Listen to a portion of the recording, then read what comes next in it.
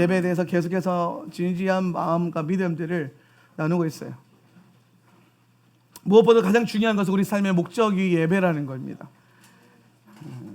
근데 여러분, 우리가 하나님의 말씀 안에 있는 그 진리와 뜻을 따르려면 시대를 읽는 것이 참 중요합니다. 시대를 어떻게 읽을 것인가, 이 세대를 내가 어떻게 이해할 것인가가 아주 중요합니다.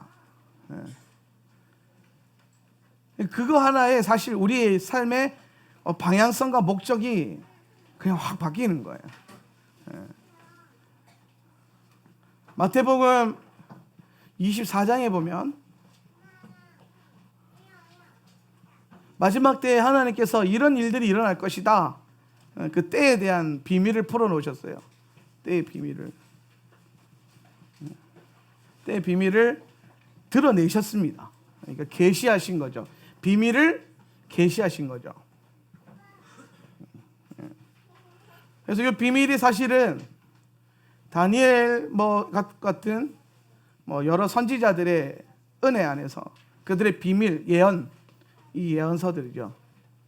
이 예언서들을 통해서 내려왔던 그 하나님의 비밀들이 예수 그리스도를 통해서 계시로 우리 가운데 주어졌고, 우리는 예수 그리스도를 통해서 이 때를 읽을 수 있는 은혜와 그 비밀이 있다는 겁니다. 우리가 분명히 아는 것은 그날이 도적같이 이룰 줄 너희가 모르느냐, 늘 깨어 있으려나 잠들지 말아라. 그런데 또 성경에 보면은 그러나 내가 너희들에게는 도적같이 임하게 하지 않겠다, 이렇게 또 말씀하십니다. 도적같이 임하지 않겠다. 무슨 말입니까?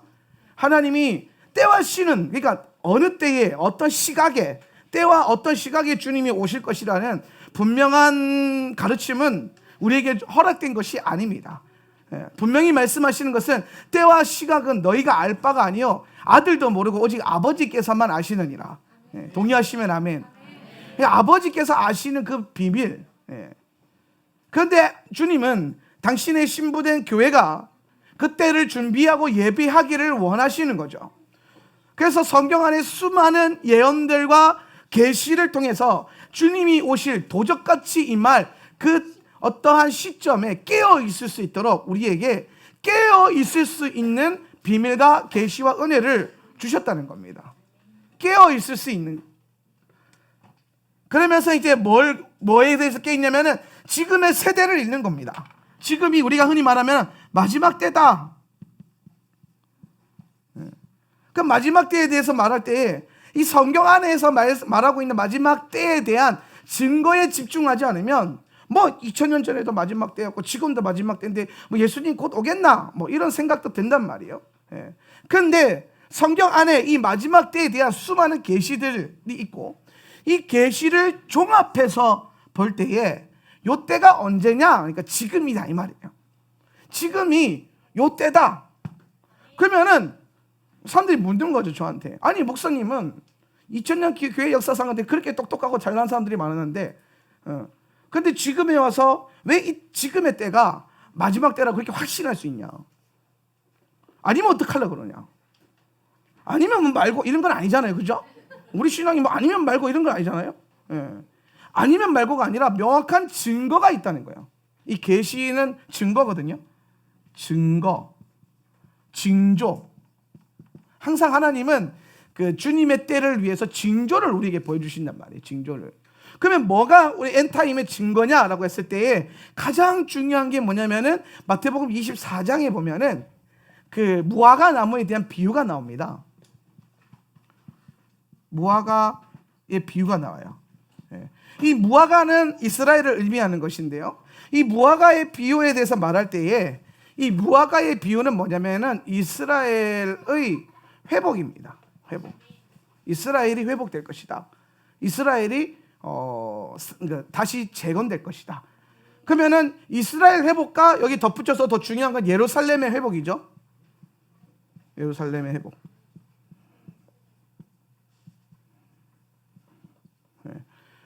이 두 개가 사실은 아주 중요한 마지막 때의 증거거든요. 그래서 종말론을 다루는 교회들과 종말론을 다루는 모든 강의에서 이스라엘이라는 이스라엘 회복이라는 주제가 안 나올 수가 없는 거예요. 그러니까 엔타임을 강조하는 뭐 메시아닉 이전에 수많은 여러 그 마지막 때를 준비하고 있는 기도의 집 운동을 일으키는 분들이나 또 이제 성경을 더 깊이 보시는 분들이나 다 어디에 집중하냐면은 요 이스라엘이라는 것에 집중을 하는데, 왜 이게 중요하냐면은 요 이스라엘의 회복이 마지막 때에 대한 아주 중요한 증거가 되는데, 이게 2000년 동안 없다가 갑자기 튀어나왔단 말입니다. 놀랍지 않아요? 그래서 어떤 사람이 그랬어요. 뭐라고 하냐면은 야, 그 이스라엘은 이 이스라엘이 아니다 하는 거예요. 성경에 있던 그 언약을 받은 이스라엘은 교회로 대체가 됐고, 지금 저 버젓이 살아있는 저 눈에 보이는 이스라엘 나라는 그 이스라엘이 아니다라고 우기기 시작하는 거예요. 그래서 갑자기 나라가 이렇게 하루아침에 만들어진 거는 이거는 뭐 문제가 있다 그러면서 계속 이제 막 전쟁하고 막 그러잖아요. 그런데 성경에 보면은 어찌 나라가 하루 만에 일어나겠으며 어찌 자녀가 하루 만에 해산하겠냐. 근데 성경에 보면은 근데 이스라엘은 하루 만에 해산할 것이다. 예언되어 있잖아요. 그죠? 이스라엘은 하루 만에 그냥 나오는 거야. 하루아침에 그냥 눈 딱 떴는데 이스라엘이 생기는 거야. 놀랍지 않습니까?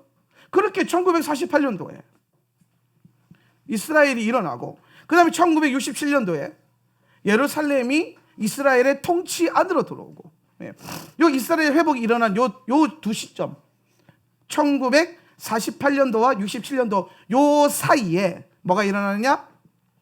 1세대 메시아닉 주들이 이제 예수를 믿기 시작합니다. 근데 놀라운 사실을 제가 발견한 게 뭐냐면, 이 1세대 메시아닉 주들이 여러분 어떻게 예수님을 받아들이게 되는지 아세요?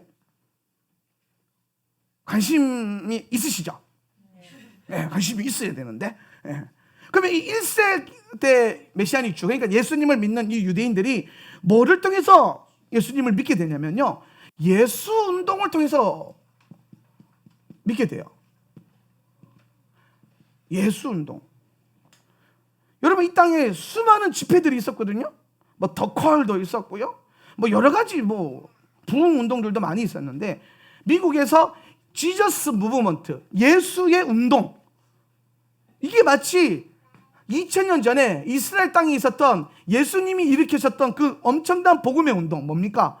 지저스 무브먼트, 예수 운동. 여러분, 예수님이 이 땅에 오셔서 세우신 게 뭡니까? 교회예요?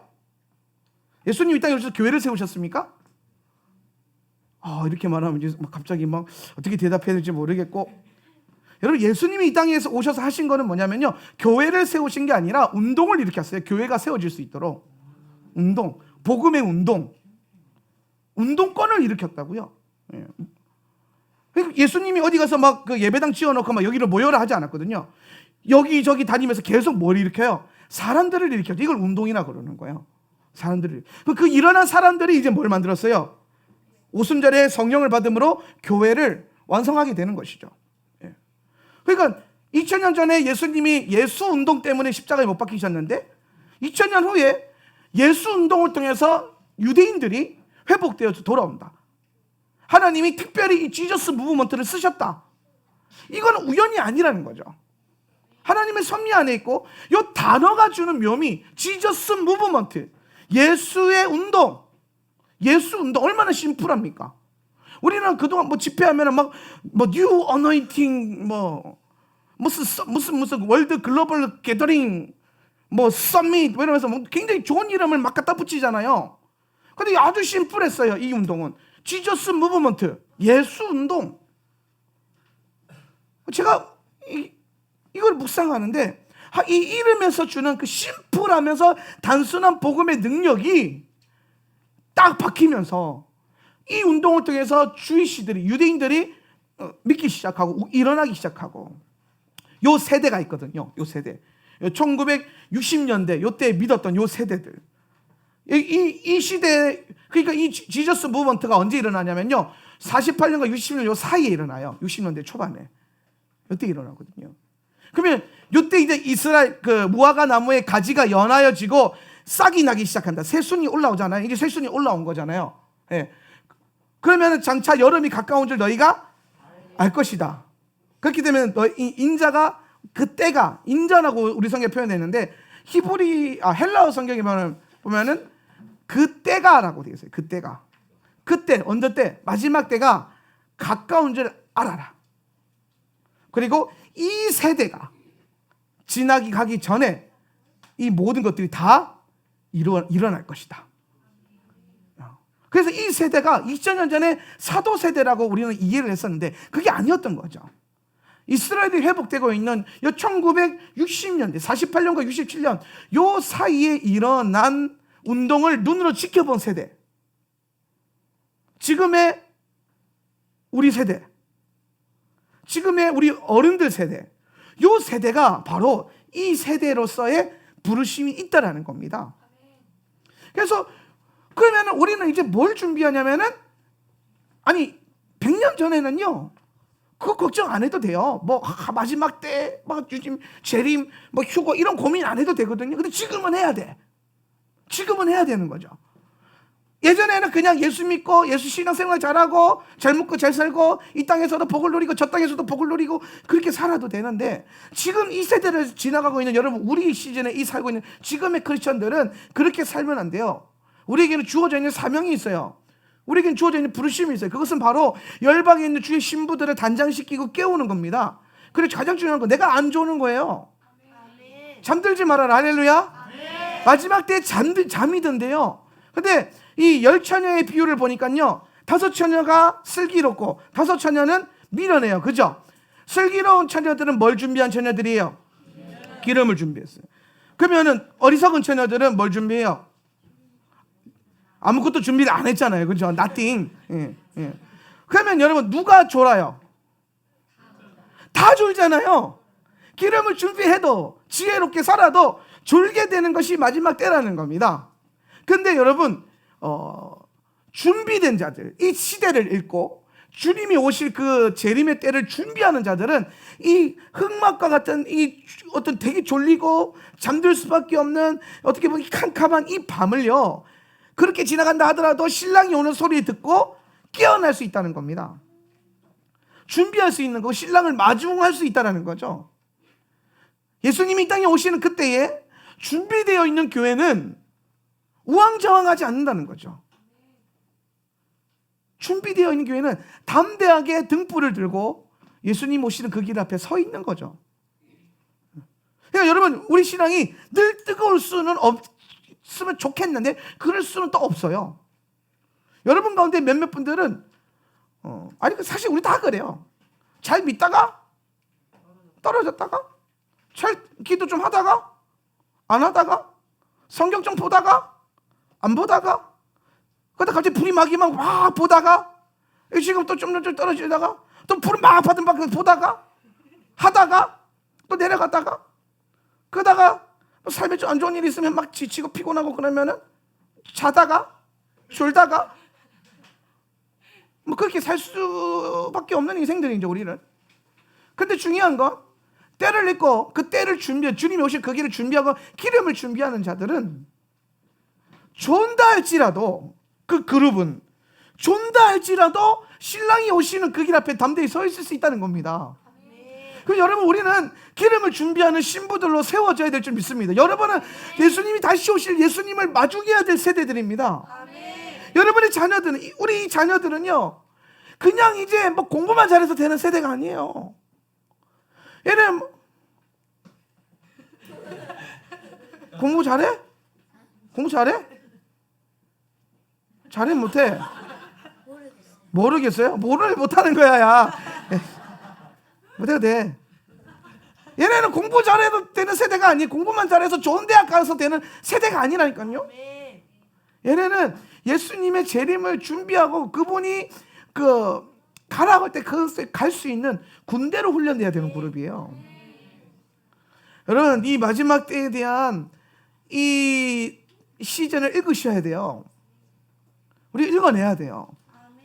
그래서 우리의 모든 이 삶의 목적과 플랜을요 이 때를 준비하는 것에 포커스를 맞춰야 돼요. 그래서 언젠가 하나님이 명확한 사인을 주시고 명확한 부르심을 주실 때에 그때에 그리스도 앞에 담대히 설 수 있는 그런 깨어있는 교회가 되었으면 좋겠어요. 깨어있는 교회 특징이 뭐겠습니까? 아주 심플합니다. 기도 많이 하고요, 성경 많이 보고요, 예배 열심히 드립니다. 그래서 선교하고요. 기도, 말씀, 예배, 선교. 아주 심플한 거. 이 네 가지. 뭐 화려한 거 뭐 안 해도 돼요. 뭐 되게 세련된 거 뭘 안 해도 돼요. 여러분 삶의 자리에서 아주 심플한 네 가지. 기도하고, 더 많이 기도하고, 할 수 있는 데까지 기도하고, 할 수 없으면 가슴이 찢어가면서까지 기도하고, 기도의 능력을 아는 것. 제가 요즘에 이 기도에 대한 묵상을 많이 해요. 우리 자녀들을 제가 가르치고 우리 학교를 준비하면서 이 아이들을 어떻게 일으킬까? 어떻게 하면 얘네가 잘 자라게 할 수 있을까?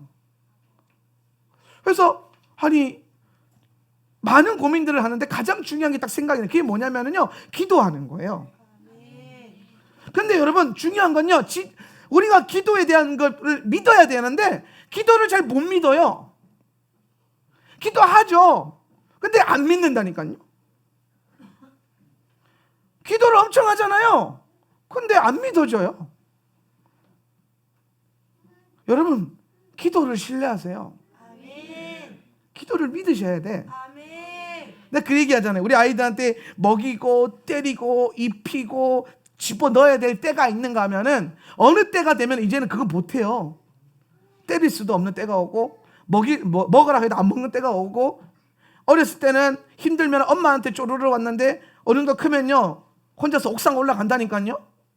그래서 옥상 올라가서 별 보면서 막 고독을 싣고 예수님 막 이카고 막 저 별은 나의 별 막 그러면서 막 한숨 푹 쉬고 내려오고 막 그런단 말이에요.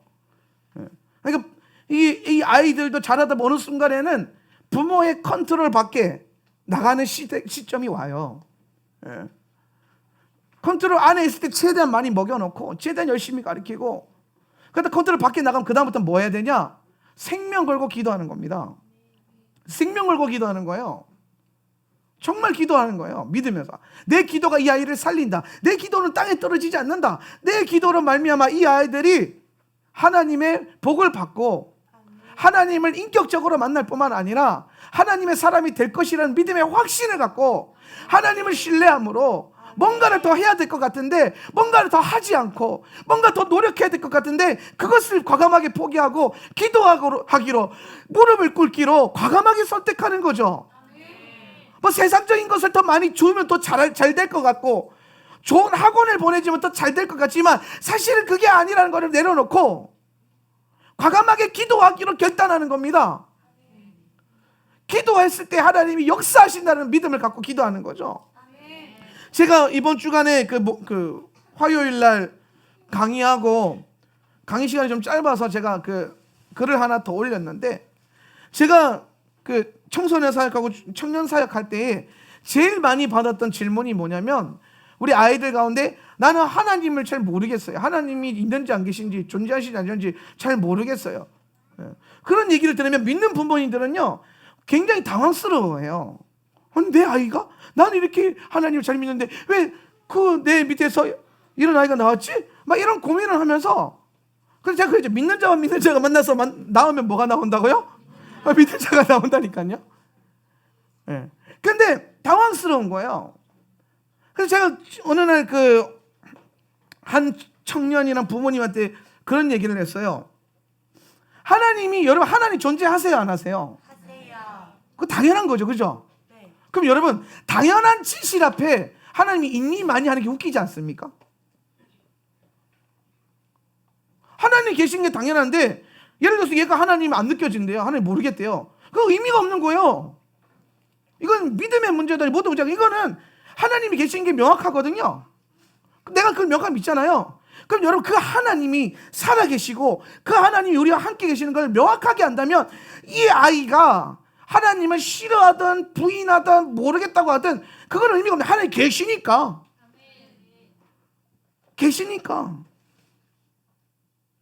그 논쟁 자체가 의미가 없는 거예요. 그 계신 하나님을 계속 선포하면서 기도하면서 그 계신 하나님이 얘를 만나주도록 기도하는 거예요. 고민하는 게 아니고요. 절망하는 게 아니고요. 왜? 하나님 계시니까 그런 왜 이러지? 할 필요 없는 거예요. 하나님 계시면 당연한 건데.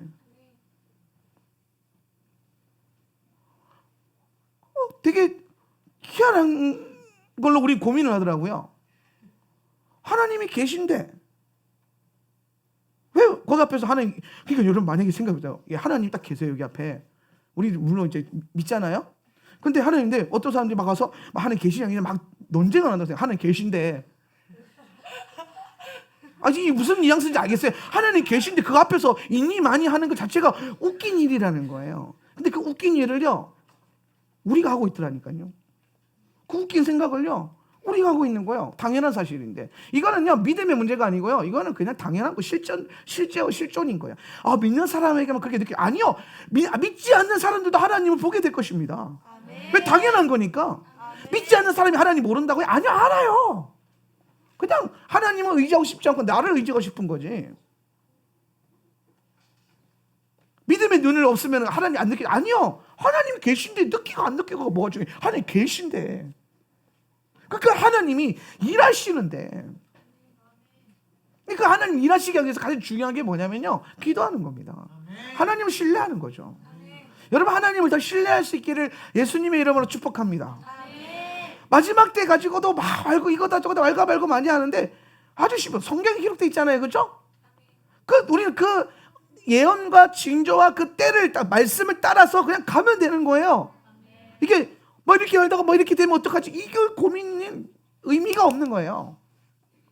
성경에 기록되어 있는데, 성경의 예언이 우리에게 주는 가장 놀라운 그 능력 중에 하나가 뭐냐? 역사적으로 분명하게 그대로 성취되고 있다라는 거죠. 놀랍지 않습니까? 우리에게는 이미 충분히 탁월한 삶의 지침서가 있고 충분히 명확한 진리의 삶의 규범이 있는데 그걸 빼놓고 고민하니까 엉뚱한 생각이 드는 거예요. 그러니까 여러분, 지금 여러분 안에 이제 통독 많이 하고 계신 걸로 제가 알고 있는데 당연히 해야 되는 거죠. 통독 많이 하십시오. 할렐루야. 제가 이 마지막 때를 왜 강조를 하냐면요, 이 마지막 때에 대한 명확한 어떤 분명한 그 믿음이 서지 않으면 자꾸 엉뚱한 방향으로 삶이 가요. 엉뚱하게 간다고. 엉뚱한 준비를 한다고요. 주님 다시 오실 그 길을 준비할 수 있는 아이들이면 참 좋겠다. 그때가 왔을 때, 환란의 때가 왔을 때, 환란 직전에 엄청난, 우리는 물론 이제 환란전 휴거를 저는 지지하지만 그 전에도 엄청난 영적인 미혹과 배도와 어려움의 때가 올 텐데, 혹여나 우리가 환란을 통과하게 된다 할지라도 그 통과를 할 수 있는 그 어떠한 거룩함과 능력과 하나님을 신뢰하는 믿음이 있는 아이들로 세워야 되기 때문에 우리가 이 교육을 하는 거고, 지금 이 예배자 스쿨도 사실은 우리가 그 예배라는 목적, 제가 오늘 예배하면서 그 생각했어요. 우리의 삶의 목적이 뭔가? 하나님이 우리를 왜 창조하셨는가? 하나님이 여러분을 왜 창조하셨죠? 이사야 43장 21절, 이 백성은 내가 나로 인하여 나를 찬송하게 하여 지었나니, 나를 찬송하게 하기 위해서 지었다는 거예요, 여러분을. 그럼 여러분, 이 백성, 그래 한번 읽어보자. 잘 띄었어요. 이 백성은 내가, 시작, 이 백성은 내가 나를 위하여 지었나니 나를 찬송하게 하려 함이니라. 아멘. 여러분이 이 백성인 줄 믿으십니까? 아멘. 그러면 여러분, 주님께서 여러분을 또 나를 지었는데 왜 지었냐면요, 찬송하게 하려고. 오늘 우리가 예배한 것처럼 이 예배하는 것, 여러분 오늘 하나님이 그런 느낌인 거죠. 오늘 여러분에게 오늘이라는 날을, 욤이라는 날을 주신 이유는, 이 날을 주신 이유는 오늘 이 밤에 여러분을 하여금 예배하기 위함인 것이죠. 오늘 여러분의 삶을 통해서 하나님을 예배하기 위함인 거죠. 여러분이 오늘 일하다가 점심시간에 잠깐 내가 어떤 나만의 옥상을 가든 개인 데스크에 앉았든 어떤 골방에 들어갔든 아주 잠깐이라도 10분이라도 30분이라도 1시간 하면 더 좋겠지만 그 순간이라도 내가 하나님을 부르며 하나님을 찬송하고 예수님의 이름을 높여드리고 말씀을 읽고 그것을 선포하고 예배했다면 그 순간을 위해서 오늘을 주신 거죠. 그 순간을 위해서 우리를 지으신 거죠. 그분은 예배하기 위해서, 예배 받기 위해서 우리를 예배하라고 만드신 거죠. 그 어찌 예배하지 않을 수 있겠습니까? 믿는 자가 어찌 잠잠할 수 있겠습니까? 오늘은 예배하기 위한 날입니다. 오늘은 하나님께서 그 예배 받기 위해서 이 땅에 귀한 종을 보내주신 날이에요. 제가 오늘 하루 종일 하나님 예배하겠습니다. 더 예배하겠습니다. 우자간 말입니다. 근데 여러분 생각해 보세요. 우리 삶의 목적이 예배라면, 이게 예배라면 이 아이들의 삶의 목적도 예배이지 않겠습니까? 우리는 더 예배하기 위해서 일을 하는 겁니다. 제가 우리 하울란 커피를 운영하면서 또 우리 스테드가게 출판사를 운영하고 막 장사도 하고 많이 해요. 오늘 길바닥에 영남심대 애들이 거지 전도 여행을 하면서 애월 예수 그리스도에게 쓰고 기다리고 길바닥에 있었대요. 애월 예수 그리스도. 그랬더니 전혜선 전도사가 차를 타다가 애월 예수 그리스도, 저기 이상한 애들이 있어. 애월 예수 그리스도래요. 야, 그 걔네 전도 여행 하나 보다 데리고 와라. 커피라도 한 잔 먹여서 보내자. 그래서 걔네 데리고 와서 커피 먹이고, 우리 집사님이 사준 김밥 먹이고, 걔네가 땡전 한 푼도 없이 제주도 그렇게 돌면서 전도하고 먹고 자고 그걸 한대요. 저는 그런 거 안 해봤거든요. 저는 그냥 되게 좋은 것만 했는데, 예산 타가지고 버스 타고. 근데 걔네는 막 길가닥에 택시 잡아서, 아니 택시가 아니죠, 자가용 잡아서 타고, 잠은 어떻게 자니? 그랬더니 뭐 교회를 들어가서 하룻밤만 재워주세요 막 하기도 하고, 막 흩어져서 알아서 자고 와라 하고 막 그런데요. 우리도 한번 해볼까요? 아니요가 한 3명 있었는데, 아니요 끝나고 남아서 나랑 같이 그거 한번, 아니요 하나님은 하지 안 하겠습니다 하는 거 꼭 시켜요. 특히 우리 정확하게 아니요를 들었던 요 라인 어디에 계신 분이 계시더라고요. 흰 옷 입고 계신 분 있잖아요. 흰 옷 입은 주에 뵀어. 거지 전도. 그래서 제가 그 친구들을 데리고 와서 커피를, 그때 오늘 커피 수업하고 있어가지고 커피 수업에서 만드는 커피를 다 나눠주고 막 그렇게 했어요.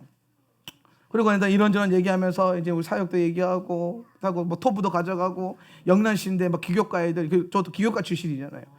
그러니까 너무 이게 그래 나도 영남신대 내 친구들 많았는데 하면서 막, 또 경상도 영남신대, 나도 포항 출신인데 그것도 포항 출신이 또 하나 있었어. 그렇죠. 학연 지정, 그 중에 제일은 혈연, 지저스 블러드. 그래서 막 그 애들한테, 근데 그 친구가 근데 목사님 참 많은 걸 아시네요. 참 이렇게 많은 걸 아세요. 그래서 제가 그랬어요. 세상에 교회가 만들어 놓는 기존의 기성세대 만든 시스템 따라가지 말고 하나님 나라 따라가게 되면 많은 일을 하게 되는데, 근데 그게 힘들지 않다. 하나님 나라를 위해서 살아라. 하나님 나라만 바라보면서 살아라. 그래서 그 친구들이 뭐 나중에 또 놀러 올게요 그러고 이제 갔어요. 여러분, 우리가 정말 많은 일을 해요. 근데 제가 우리 내윈들한테 항상 하는 말이 있어요. 우리가 책을 만들고, 우리가 사역을 나가고, 제가 강의도 다니고, 커피도 만들고, 커피도 뽑고, 쥐지고 뽑고, 그 모든 것을 하는 목적은 예배하기 위함이다. 그럼 만약에 너희가 예배가 이 방해가, 이걸 하지 마. 우리 예배하려고 커피 파는 거고, 예배하려고 책을 만들고, 예배하려고 오늘 하루를 살아가는 거예요. 오늘 하루에 우리의 온전한 목적은 오늘 이 밤에 예배하는 것이죠. 그걸 위해서 살아. 과감하게 포기해. 예배를 위해서. 예배 있는 날은요, 맨날 카페 문 닫잖아요. 뭐 집회한다, 카페 문 닫고 빨리 가고, 예배한다, 카페 문 닫고 달려고, 샤bat 지킨다, 카페 문 닫고, 주일 예배된다, 카페 문 닫고. 장사가 안 되잖아요.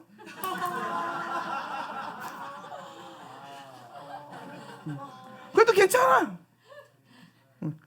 우리의 목적은 예배하는 거죠.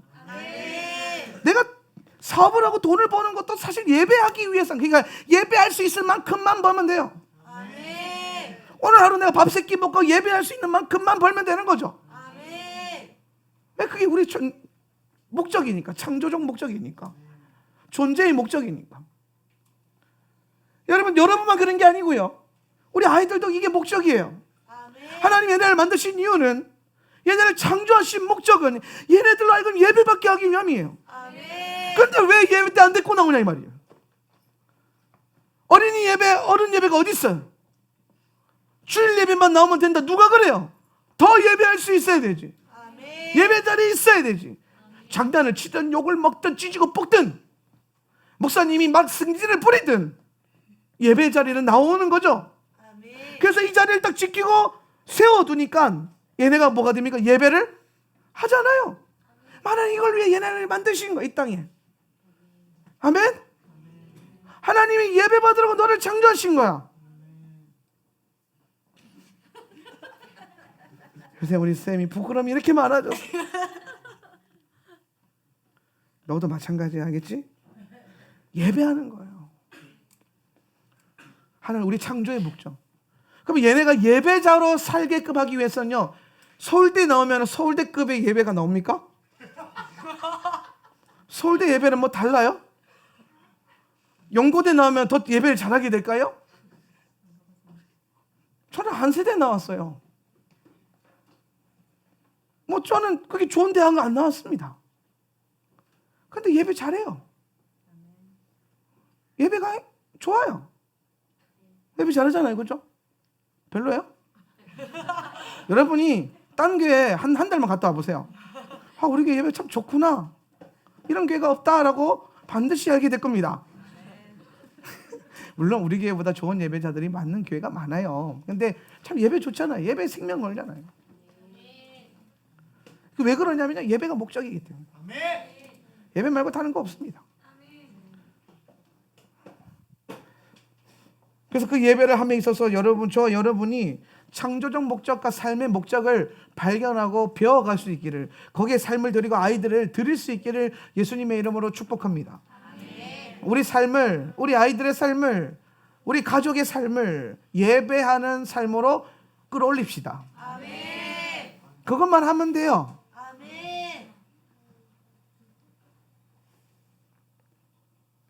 예배가 전부입니다. 예배함에 있어서 가장 중요한 게 예배의 소리를 하나님께 올려드리는 거죠. 소리.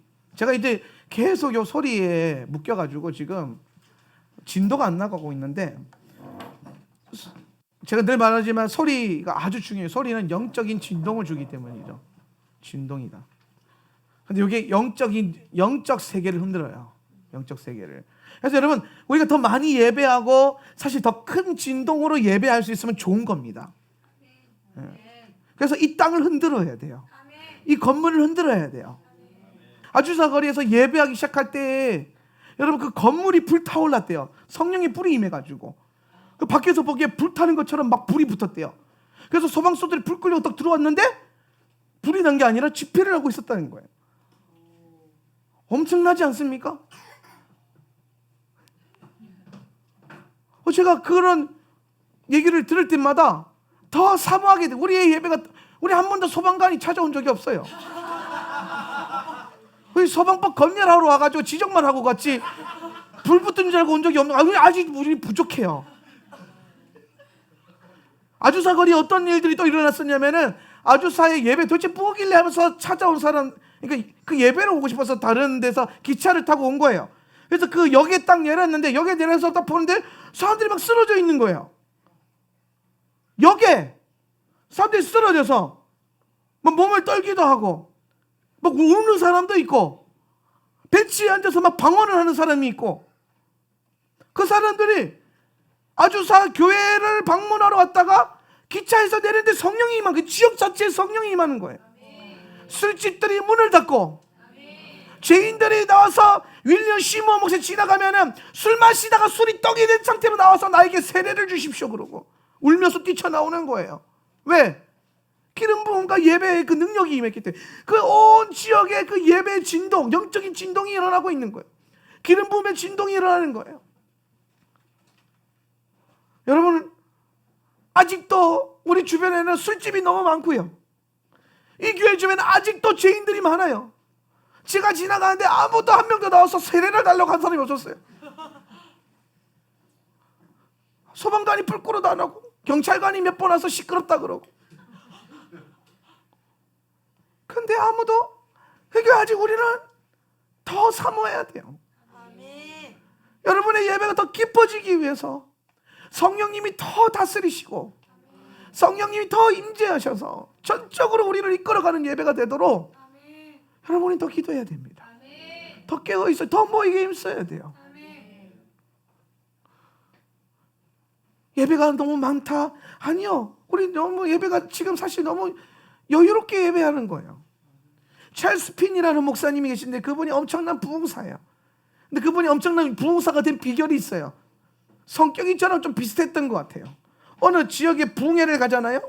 그러면은 예를 들어서 우리 교회에서 뭐 3박 4일 부흥회 초청을 했다. 그럼 이 목사님이 3박 4일 집회라고 안 가는 거예요. 그 다음날도 집회하고 그 다음날도 집회하고 계속 집회를 해요. 어떤 지역에서 2달 동안 매일 집회를 했대요. 그분이. 왜 집회를 하냐? 부흥이 임할 때까지 떠나지 않는다. 근데 그 책을 읽고 이 목사님, 이 담임 목사님 좀 힘들었겠다. 강사가 집회를 안 가니까. 근데 여러분 그 찰스 피니 목사님 안에 있는 그 하나님을 향한 명확한 확신과 뜨거운 부르심이 여러분 느껴지십니까? 부흥이 올 거라는 거죠. 아멘. 부흥이 올 거를 알고 믿고 계속 예배하는 거예요. 그 자리에서. 아멘. 여러분 제주도에 부흥이 옵니까? 아멘. 온다니까요. 아멘. 그러면 그때까지 우리는 올 때까지 더 기도하고 더 예배하고 더 회개하고 계속 하는 거죠. 저는 이 교회 안에 더 많은 예배자들이 일어나서 다시 우리가 day and night, every day, day and night, 매일 낮과 밤으로, 밤과 낮으로 예배하는 이 예배에 끊어지지 않는 예배의 터널이 제주도 안에 일어나기를 원해요. 이게 기도와 예배 봉합불이 하루도 걸러지지 않기를 원해요. 지금 우리가 월, 수, 토 예배 안 하거든요. 월, 수, 토 예배를 할 수 있는 예배자들이 또 부족하기도 해요. 여러분 중에 예배자로 좀 헌신하실 분이 있으면은 헌신을 좀 하셔서 에브리데이 하십시다. 1월 말에 이민영 전도사 부부 오는데 걔네 오면은 이제 에브리데이를 시킬 거예요. 에브리 나이트까지는 못 하더라도 에브리데이 데이 예배. 그리고 누군가 하나 또 붙여주지 하나에 에브리 나이트를 주고. 그 다음에 또 하나님 또 산을 모아서 나이트 워치들을 세우고. 밤새도록 기도하는 거룩한 올빼미들이 일어나고. 아멘. 그러면서 패스팅인가요? 패스팅. 금식. 패스팅인가요? 패스팅 그룹들. 점심 직장인들은 점심을 금식으로 예배를 뚫어내고 점심시간에 계속 예배가 연결돼요. 하나님 나라와 부흥이 임하도록 주님이 합당하다고 느끼는 그때까지 우리 예수님이 계속 히딩크처럼 나는 더 배고프다, 나는 더 목마르다 하시는데 우리는 너무 충분하다고 생각하는 것 같아요. 아이고 내가 화요일도 나오고 목요일도 나오고 금요일도 나오고 그 주일도 나오는데 사실 이 4번의 예배가 다 3시간이고 4, 3, 12 한 주에 12시간 이상 예배로 드리고 그러면서 또 가정 예배는 매일 하고 이 정도면 되지 않아? 안 돼요. 더 많은 시간을 드릴 수 있어야 되지 않겠습니까? 아멘. 그렇게 예배할 수 있다면 그리고 그렇게 예배하면서 사는데 여러분이 먹고 사는데 지장이 없다면 얼마나 좋겠습니까? 그걸 노리는 거죠. 우리는 그걸 놓고 기도해야 돼요. 예배하는데 먹고 사는데 지장이 없어. 그게 여러분의 가장 중요한 비전이 돼야 돼요. 배 쫄쫄 굶어가면서 하나님이 밥 주시겠지 그러면서 예배할 수. 물론 I have a dream. 나에게는 꿈이 있어요. 언젠간 여러분 모두가 하루 세끼 밥을 먹을 수 있는 식당이 생길 겁니다. 저 정말 기도 열심히 하고 있어요. 왜냐면 이게 정말 중요해요. 이것만 되면 더 많은 시간을 예배할 수 있고요. 더 적은 시간을 일할 수 있고요. 더 많은 하나님의 일을 할 수 있을 것 같더라고요. 그 교회가 그렇게 해서 또 그걸 할 수만 있다면 엄마들이 애를 더 많이 낳을 수도 있을 것 같은 거예요.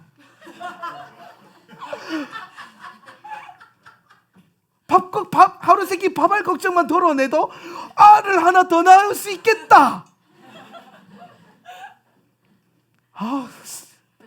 기대가 됩니다.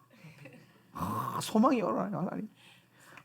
이 교회 안에 아직 저는 아이들이 더 버글버글 되기를 원하는데 하루 세끼 밥 먹. 이제 우리 엄마들 제가 가끔씩 신방 가고 보면은요, 와 이게 엄마들 애들 밥에 먹이는 게 전쟁이 따로 없더라고요.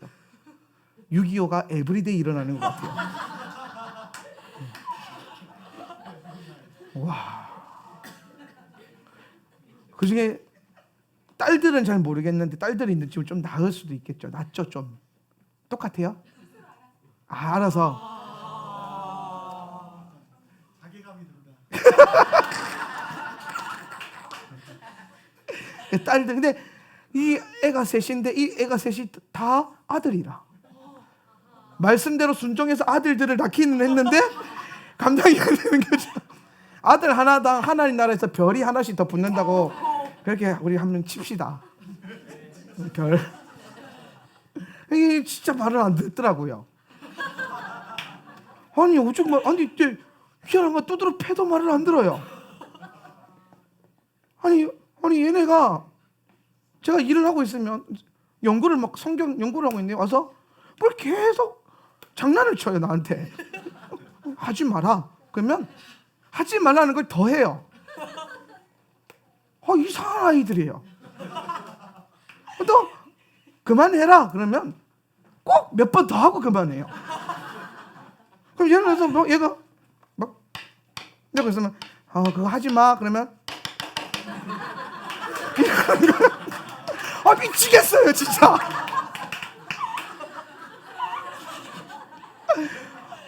나 참 이해가 안 되는 아이들이에요. 그런데 얘네가 소망이에요. 그러니까 더 이해가 안 돼요 하나님.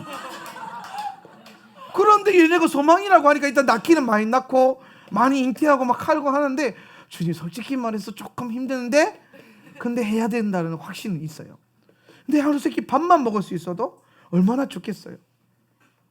그것만 돼도 얼마나 우리가 더 많이 하나님의 일을 할 수 있지 않을까. 그렇게 공동체를 이루어 간다면 얼마나 더 좋을까 이런 생각을 하게 되면서 그 모든 것의 목적이 뭐다? 예배라는 거예요. 예배. 하요미 오늘인데 근데 요게요 정관사 하가 붙어서 그날이 되기도 해요. 그날. 그래서 내가 늘 말하잖아요. 오늘 내가 예배하지 않으면 그날에 예배하는 자가 될 수가 없다. 오늘 내가 주님의 나라를 누리지 않고 있다면 그날에 나는 하나님 나라 못 들어간다. 하나님 나라는 여기 있다 저기 있다 할 것이 아니라 지금 내 안에 임해 있는 거예요. 그러니까 여러분 단 한 번의 예배도 우리는 포기할 수 없고 놓칠 수 없고 전심을 다해야 됩니다. 만약 여러분의 상관에 정말 어쩔 수 없어서 예배에 못 나오는 그런 상황이 생긴다면 우리는 그걸 당연하게 받아들이면 안 돼요. 그 순간 때문에 애통할 수 있어야 되고 안타까워할 수 있어야 되고 슬퍼할 수 있어야 되고 기도할 수 있어야 돼요. 하나님 내가 오늘은 비록 이런 일 때문에 예배를 갈 수 없지만 주님 저는 이걸 당연하게 받아들이지 않고 언젠간 이거를 뛰어넘든 뚫어내든 아니면 주님이 복을 주셔서 초자연적인 은혜를 주셔서 이때 예배할 수 있게 해주십시오. 아멘. 당연하게 받아들이면 안 돼요. 하나님도 물론 이해하세요. 하나님 여러분 사랑하시기 때문에 여러분 이해하십니다.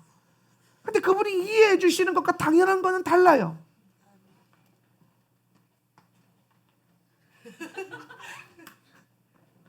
이해한다니까? 애가 일어나서 갔잖아요. 이해해. 얼마나 엄마가 품이 그리웠겠어요. 1시간 이상 동안 예배하면서 근데 당연한 건 아니에요. 소망이 있어야 돼요. 다음에는 끝날 때까지 이 자리에 꼭 버틸 수 있을 거라는 믿음의 확신을 심어줘야 돼요. 당연한 거 아닙니다. 근데 이해는 돼요. 저도 다 이해합니다. 제가 여러분 예배 때문에 막 설교를 하고 예배 단호하게 하시죠 그러면은 제가 항상 집에 가서 되게 걱정되는 게 뭐냐면 할 때는 몰랐는데 집에 가면요 예배 안 온 사람들 얼굴이 갑자기 막 떠올라요. 막 그 사람들이 또 힘들어하면 어떡하지? 근데 여러분 당연한 건 아니에요. 우리는 그 상황, 안 되는 상황 때문에 애통할 수 있어야 되고 기도할 수 있어야 되는 거죠. 예배가 여러분 삶의 목적이 되는 은혜가 있기를 바랍니다. 그래서 예배의 소리가 여러분 더 올라갈 수 있기를 바랍니다. 10페이지 2번에 보면요. 10페이지 2번에 보면 하나님은 모든 피조 세계를 진동체로 창조하셨다 그랬어요. 하나님 모든 피조 세계를, 하나님이 만드신 모든 피조 세계는요 다 진동체예요. 그러면 이는 무슨 말이냐면 소리가 울리도록, 그리고 그 소리가 닿도록 창조하셨다는 겁니다. 소리가 울리고 닿는다는 게 뭐냐면요, 소리를 울린다는 건 뭐냐, 우리가 찬양하는 존재로 이 땅의 모든 것들이 다 그렇게 만들어졌다라는 거예요. 자 여러분, 바깥에 너희가 찬양하지 않으면, 외치지 않으면 돌들이 일어나 찬양할 것이라 그랬잖아요. 그렇죠? 그럼 잘 보세요 여러분. 돌이 울릴 수 있습니까? 스스로? 돌이 찬양할 수 있나요? 만약에 돌이 찬양할 수 있다면 빈자리에 돌 하나 갖다 놓고 할렐루야 하고 찬양하겠죠. 예. 이 돌들 위에 내 교회를 세우리라 막 돌을 막 갖다 놓고 막 예배하겠죠. 그죠? 돌이 그래서 돌의 찬양 소리를 들으십시오. 떨어지네 막 그러면서. 근데 돌은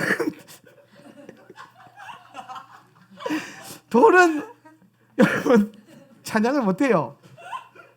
돌은 스스로 울릴 수가 없어요. 근데 돌이 울 수 있고 돌이 찬양할 때가 있어요. 언제입니까? 근데 돌들이 찬양할 수 있는 때가 있는데 언제냐면요, 여러분이 찬양할 때에 그 찬양 소리가 돌에 닿으면 돌이 울려요. 진동해요. 진동체니까. 이해됩니까? 여러분이 땅이 찬양할 수 있어요? 스스로는 못해요. 그런데 우리가 찬양하면 이 땅이 울려요. 그래서 이 땅이 찬양하는 거예요. 그럼 여러분, 하나님이 만드신 모든 피조 세계가 하나님을 예배하려면 누가 예배해야 돼요? 우리가 예배하는 거예요. 인간이, 사람이 창조된 아담들이, 하나님의 아들들이 일어나서 예배하기 시작하면 그 예배 소리 때문에 하나님이 만드신 모든 피조 세계가 진동하면서 하나님을 예배하고 거룩하게 찬양하는 것이죠. 하나님은 우리를 통해서 소리를 발하게 하셨고, 또 소리가 닿는다는 건 뭐냐면은 하나님의 소리가 우리에게 임한다는 겁니다. 또한 본문 다시 보면, 또한 그분은 모든 세계를 그분의 말씀, 즉 거룩한 능력 있는 진동으로 창조하셨다는 것을 잊지 말아야 할 것이다. 때문에 하나님 안에 속한 모든 세계는 소리를 발하고 소리를 인식하도록 되어 있다. 하나님은 말씀하시는 하나님으로서 우리에게 형상이 아닌 말씀으로 자신을 계시하셨다. 이는 창조세계의 명확한 본질을 보여주고 있는 것이다. 그래서 F로 넘어가면 소리에는 창조적인 힘이 있다. 거룩한 분위기와 하나님에게 연결되는 소리와 진동이 있다. 성도들은 예배 가운데 거룩한 소리를 발할 수 있어야 한다. 이 소리가 하나님께 닿으려면 우리의 마음이, 영혼이 실려야 되고, 우리가 믿음의 소리를 발할 때 영적인 존재들에게 닿는다. 그 다음에 영적인 존재에 대해서 얘기했었죠, 지난번에. 자, 그리고 난 다음에 G번에 보면 우리가 거룩한 높은 소리, 우레와 같은 소리 발할 수 없다면 침묵의 깊은 차원으로 들어갈 수 없다. 이 얘기는 뭐냐면, 제가 지난주에 기도에 대해서 설명할 때 그 얘기했습니다. 부르짖는 기도가 없이는 임재의 깊은 차원으로 들어갈 수 없다, 이 얘기하는 겁니다. 그래서 소리를 발하는 기도를 먼저 하고 그 다음에 임재와 침묵의 기도의 레벨로 들어가는 것이죠. 넘어가서 성경에 나오는 큰 소리들을 보면요, 성경에는 하나님께서 작은 소리에 대해서 언급하시는 부분이 잘 나오지 않습니다. 근데 예배 가운데 하나님 항상 소리를 말씀하실 때는요, 큰 소리에 대해서 언급을 하시는데요. 계시록 14장 2절 한번 읽어보면, 내가 시작. 내가 하늘에서 나는 소리를 들으니 많은 물소리와도 같고 큰 우레소리와도 같은데 내가 들은 소리는 검은 고 타는 자들이 그 검은 고를 타는 것 같더라. 그러니까 하나님이 하늘에서 천상의 예배가 풀어지는데 내 귀에 들리기에 그게 많은 물소리와 같고 그리고 큰 우레소리와 같더라 그랬어요. 그리고 하나님께서 계시록 10장 3절에 보니까 사자가 시작. 사자가 부르짖는 것 같이 큰 소리로 외치니 그가 외칠 때에 일곱 우레가 그 소리를 내어 말하더라. 하나님 우리에게 말씀하실 때 더 큰 사자가 부르짖는 것 같이 큰 소리로 말씀하신다. 시편 150편 5절 큰 소리 나는 시작. 큰 소리 나는 재금으로 찬양하며 높은 소리 나는 재금으로 찬양할지어다. 여러분 여기 예배에 있어서 가장 중요한 영적인 원리 중에 하나입니다. 이거 밑줄 꺼놓고요. 큰 소리 나는 큰 소리와 높은 소리가 있어요. 큰 소리. 제가 이 영적인 예배의 영적인 분위기를 고무시킬 때 여러분에게 요청하는 것 중에 하나가 뭐냐, 더 큰 소리로. 그렇죠? 그러니까 여러분 이 큰 소리 말하면 스피커의 볼륨을 키우라는 게 아닙니다. 여러분의 소리를 더 크게 하라는 거예요. 그리고 난 다음에 우리가 더 높은 차원의 소리 할 때 높은 소리, 더 높은 음을 낼 수 있는 것. 이 예배할 때 하나님께서 이 어떤 음들을 제가 보면은 예언적인 찬양을 할 때에 어떤 찬양을 하다가 중간이 더 높아지고 또 한 톤 높아질 때에 굉장히 높은 영적인 돌파가 일어나는 걸 봐요. 예. 이 낮은 음을 있을 때, 이 낮은 음을 가지고 예배할 때와 높은 음을 가지고 선포하며 외치며 예배할 때가 영적인 분위기가 아주 반전이 많이 됩니다. 예. 이거는 단순히 소리를 질러서가 아니라 이 높은 소리 나는 재금의 능력 때문이에요. 하나님이 영적인 소리를 다루실 때 두 가지를 쓰시는 거죠. 큰 소리와 높은 소리. 예. 그래서 우리가 예배 가운데 하나님께 소리를 외치세요 할 때 예 하잖아요. 우리가 대한민국 사람들 기도할 때 주여 하잖아요. 예. 그 옛날에 그 미국에 있는 목사님들이 한국에 와서 이 교회를 여의도 순복음교회 탐방을 많이 왔잖아요. 외국 교회 목사님들이 와서 이제 이 교회 부흥의 원리가 뭐냐 했더니 딱 경험하는 게 뭐냐면은, 원리가 뭐였냐면은 주여 하고 주여 하고 삼창에서 기도하는 그 소리에 이 목사님들이 깜짝 놀라요. 자기들은 그렇게 기도해 본 적이 없거든요. 예. 외국 사람들은 소리 내서 부르짖으면서 기도를 못 한대요. 박구정 목사가 아이합 가가지고 마이클 비클 만나가지고 물었대요. 왜 너희들은 아이합 너네들은 부르짖어 기도하지 않냐? 성경에 다 부르짖어 기도하라 되어 있는데, 그때 마이클 비클이 굉장히 이 말을 이렇게 긁으면서 고민하면서 한 말이 뭐냐면, 우리는 이렇게 기도할 수 있는 문화를 가지고 있지 않아. 그러면서 하는 말이 뭐냐면, 근데 한국은 마이클 비클도 여의도 순복음교회에서 설교한 적도 있거든요. 예, 그 몇 년도더라? 하여튼 2010년도인가 11년도에 그 한국 방문했을 때 여의도 순복음교회 본당에서 설교도 있었어요. 근데 그런 얘기하는 거예요. 근데 한국 사람들이 너희들은 부르짖는 기도가 이미 장착이 돼 있기 때문에 진짜 성경대로 예배할 수 있고 성경대로 선포할 수 있다. 더 많이 해라. 더 많이 부르짖어라. 근데 미국 사람들은 문화적으로 정서적으로 이걸 못한다는 거야. 그런데 이 캐나다에 어떤 한 목사님이 계신데, 이분이 여자 목사님이신데 엄청난 영향력을 끼치는 이제 목회자예요. 근데 이분이 한국에 와서 뭘 배워가냐, 주여 삼창을 배워간 거예요. 캐나다에서 주여를 한대요. 그래서 이분이 한국에서 집회 대회에 참석을 했거든요. 다 같이 하나님께 프레이를 영어로 막 프레이즈 하면서 기도합시다. 그래서 갑자기 이분이 이 여성분이 주여 주여 주여 이렇게 하는 거예요. 너무 웃긴 거야. 그런데 캐나다 사람들이 그 교회 다니는 사람 다 주여 그렇게 외치고 기도. 주여 주여. 주여가 안 되고 주요. 헤이요 같이. 주요. 그러니까 사실 로드보다는 주여 주여가 더 잘 되잖아요. 발음상. 그런데 그 교회에 엄청난 영적인 분위기의 파도가 일어나고 있대요. 그런 걸 볼 때 우리 안에 하나님이 이 소리에 대한 놀라운 비밀들을 성경 안에 많이 주셨는데, 소리를 바랄 수 없는 사람들의 특징이 뭐냐, 자기 기질, 문화, 학습된 교육 방법, 정서, 우리 안에 있는 어떤 개인적인 기질과 문화와 어떤 성격, 이런 것들이 사실은 하나님의 원리를 풀어내지 못하도록 방해하는 것들이 있긴 있어요. 근데 여러분 그걸 꺾으셔야 돼요. 하나님의 어떠한 것들 풀어내서 여러분의 기질을 버릴 줄도 알아야 돼요. 그래서 더 높은 소리와 더 큰 소리로 예배할 수 있기를 주님의 이름으로 축복합니다. 제가 오늘 목표가요, 오늘 이 강의 다 끝내는 거예요. 무조건 더 이상 산강을 끌고 갈 수는 없어요. 예언하는 기름 부음, 이제 우리가 지금 프로페틱 월십에 대해서 배우고 있는데, 예언하는 기름 부음에 보면 모든 성도들은 하나님의 음성을 들을 수 있다. 동의하십니까? 당연한 거예요. 이게 왜 당연하죠? 하나님 계시니까, 하나님 말씀하시니까, 그리고 내가 그분의 자녀니까, 그렇죠? 내 양은 내 음성을 듣나니. 너무 단순한 거예요. 그럼 나는 하나님의 양이면 당연히 그분의 음성이 들리는 거예요. 그러니까 얘네도 하나님 음성 잘 듣잖아요. 여러분 그거 잘 이해하셔요. 진짜 장난치지 마. 우리가 하나님의 음성을 듣는 것을 예언이라고 하는데, 고대에서는 예언은 주로 선지자들의 몫이었거든요.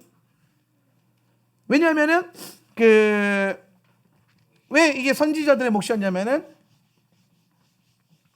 기름 부음 받은 자가 세 직분이 있잖아요. 기름 부음 받은 자 직분 세 개 뭐예요? 왕, 제사장, 그 다음에 선지자. 그죠? 얘네가 이제 어노인팅 받는 그룹이에요. 그래서 왕 기름 부어 세우고, 제사장도 기름 부어 세우고, 선지자도 기름 부어 세워요. 근데 선지자는 기름 부어 세우지 않아도 세워질 때가 있어요. 부르심으로. 아모스 같은 선지자는 기름 붓지 않았는데 목동에서 벌판에서 갑자기 하나님이 임하셔가지고 예언을 받았어요. 근데 선지자들 중에서 그런 분들이 많아요. 그렇지만 그분은 이제 이 두 분은 공식적으로 어떻게 보면은 공동체 안에서 기름 부음, 그러니까 그 관유를 부어 세워진 자들이고, 이분은 하나님이 성령의 기름을 부어서 세운 분들인데요. 그러니까 특히 이제 그 중에서 선지자, 요 나비 그룹들이 있는데, 요 분들이 이제 하나님의 음성을 듣는 거예요. 음성을 듣고. 그러면은 요 그룹에게만 기름 부음, 즉 성령이 부어진 거예요. 성령이 부어져요. 그래서 예언은 언제 하냐면 성령이 부어지면 하거든요. 아멘? 그 모세 때 그 70인의 장로들에게, 이 70인의 장로들에게 성령이 부어져가지고 이분들이 이제 예언을 하잖아요. 근데 이 중에 2명이 그 집회에 참석을 안 했어요. 모세가 하는 집회에. 그랬더니 하나님이 이 2명이 각자의 장막 안에 있었는데도 이 장막 안에서 뭐예요? 뛰쳐나와가지고 예언하기 시작했거든요. 그랬더니 이제 여호수아가 열받은 거예요. 아니 얘네는 모이라고 했더니 모이지도 않고 갑자기 예언한다면서 못하게 한 거예요. 그때 모세가 딱 말리면서 뭐라고 합니까? 놔둬라. 나는 모든 백성이 다 예언하기를 원한다 그랬어요. 그러고 난 다음에 고린도전서 14장 가면요, 고린도전서 14장에 너는 교회죠, 교회를 향해서 특별히 더 예언하도록 하라. 교회를 향해서 너희가 예언해야 된다. 그러니까 우리가 예언이라고 하면은 예언, 요 예자를요 미리 예자를 써가지고 미리 보고 듣고 말한다, 이렇게 이제 이해를 해왔거든요. 근데 여러분 요거는요, 그 신학적으로 봤을 때 미리 예자를 쓰는 예언은요, 그 성경적인 게 아니에요. 요거는 무당들이 하는 거예요. 무당들이 하는 거. 물론 우리가 지금 시대에도 미리 알고 보고 예언하고 다 하기도 합니다. 그런데 미리 예자를 쓰는 게 아니에요. 무슨 예자를 쓰면요, 맡길 예자를 쓰는 거예요. 맡길 예. 그래서 이건 이제 예언이 아니라 그 맡길 예. 하나님 우리에게 말씀을 맡기셨다. 그래서 예언이 아니라 대언이라고 번역하는 분들도 있어요. 대언한다. 예언하는 게 아니라. 요거 구별하셔야 됩니다. 그래서 여러분 사실 우리가 하나님의 음성을 들어보면, 우리가 하나님의 음성 들으면서 살잖아요. 그러면은 사실상 너는 이렇게 되니까 이걸 조심해라, 이거 해라, 이렇게 해라, 이렇게 말씀하기보다는 그분은 예언하려고 할 때, 우리가 하나님의 음성을 들으려고 할 때 그분은 당신의 마음을 우리 가운데 오픈해 주는 거예요.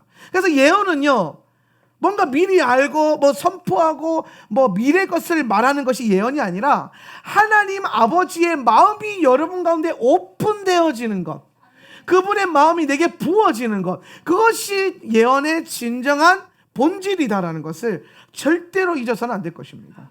그래서 저는 예언 사역할 때 간혹 어떤 분들이 막 되게 부정적인 예언을 하고 블랙 피처를 말하고, 그런 분들은 제가 경계하는 이유가 뭐냐면 예언의 본질에서 벗어나 있기 때문에. 그게 맞아도, 설사 맞다 할지라도 하나님이 원하시는 예언적 방법과 통로가 아니라는 거죠. 하나님은 그분의 마음을 전하기를 원해요. 그분의 성품을 전하는 거예요. 그분의 마음이 느껴지는 거예요. 제가 외국 강의 나가거나 집회를 가면은 이제 예언 사역을 할 때가 있는데, 그럼 가가지고 이제 막 기도하면서 손을 얹고 하나님 말씀하십시오. 근데 주님이 주시는 감동이 거의 대부분 거진 첫 번째 말씀이 사랑하는 내 아들아, 그러면 끝나요. 내가 너를 사랑한다 그러면 하고 쓰러지시고, 내가 너를 하고 쓰러지시고, 뭘 별 말을 안 했고, 그때 나중에 어떤 분은 약간 억울했던지 다시 와서 아까 제가 쓰러지는 바람에 다 못 들었어요. 사랑하는 것밖에 못 들었어요. 한 번 더 해주세요. 이런 분들이 있거든요. 그럼 제가 그래요. 항상 하는 말이 그게 전부예요, 집사님. 하나님이 당신을 사랑하는 그거 하나면 충분해요. 네. 여러분 사실 우리는 하나님 사랑하는 거 모릅니까? 다 알잖아요. 근데 그 예언적 기능뿐만에 그 하나님의 그 하나님 날 사랑한다는 그 마음이 그 예언을 통해서 느껴지는 거죠. 알게 되는 거예요. 그러니까 감동이 오는 거죠. 아는 때도 감동이 오는 거예요. 예를 들어서 막 하나님 난 사랑하는지 모르겠어. 하나님 나만 싫어해. 하나님 우리 교회 성도 다 싫어하는데 나만 싫어해. 근데 어느 날 목사님께서 기도하는데 사랑한다 내가. 그러면은 나를 사랑하셨구나. 이런 게 아니잖아요. 우리는 다 알아요. 하나님 사랑하신다는 거. 하나님 날 사랑한다 다 알아요. 몰라요? 모르는 분 손 한번 들어보세요. 없잖아요. 다 안다니까요. 여기서 손 들으면 더 이상해지긴 하겠죠. 그러니까 우리가 하나님이 나를 사랑한다는 걸 모르는 건 아닌데, 근데 왜 그런 예언의 음성을 받을 때 왜 그렇게 감동이 되고 은혜가 되는가?